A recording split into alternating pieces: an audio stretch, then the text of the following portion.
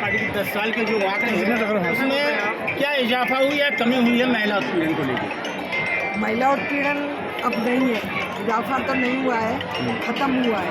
और आप देखते हैं कि हमारे मुख्यमंत्री जी जिस तरह कार्य कर रहे हैं, किसी अगर बेटी का दुपट्टा भी खिंच जाता है तो उसको किस तरह की सज़ा दी जा रही है, वो अपने पैरों पर नहीं जा रहा है, 2 लोग उठा के ले जा रहे हैं। तो महिला सुरक्षा के लिए हमारी दोनों सरकारें संवेदनशील हैं और लगातार उसके लिए हम कार्य कर रहे हैं और इसके लिए अलग महिला थाने भी बनाए हैं। इसके अगर कोई घटना होती है तो हम उनके एफ महिला आरक्षण अभी 33% हुआ है, लेकिन ये कि हवा उड़ रही है, इसमें उमा जी पहल कर रही है कि आरक्षण में भी आरक्षण, मतलब पिछड़ी जाति को आरक्षण को लेकर बहुत बड़ी लॉबी तैयार है। तो क्या महिला पिछड़ी जाति का ये आरक्षण होना चाहिए? आप इसके पक्ष में या विरोध में? पहले परसीमन तो होने दीजिए।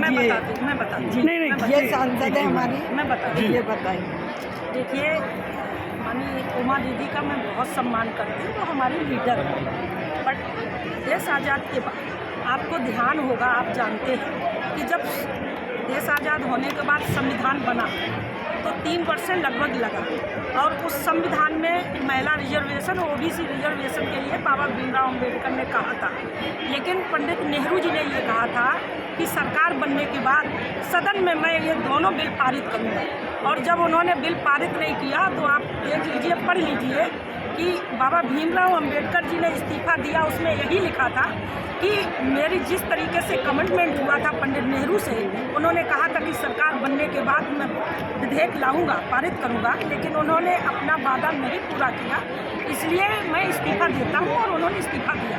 लेकिन मैं ये बताना चाहती हूँ कि इतने दिनों बाद आज महिला रिजर्वेशन आया है और मैं तो ओबीसी की हूँ, दीदी एससी की हूँ और भारतीय जनता पार्टी ने आपको राज्यपाल बनाने तक का काम किया, कैबिनेट की मंत्री भी हैं, मैं राज्यसभा सांसद प्रदेश अध्यक्ष। मुझे तो कहीं नहीं लगा कि भारतीय जनता पार्टी में किसी तरीके से एससी और ओबीसी के लिए कहीं भेदभाव होता है और भारतीय जनता पार्टी लगातार काम कर रही है, ओबीसी एससी सभी को लेकर साथ कर रही है।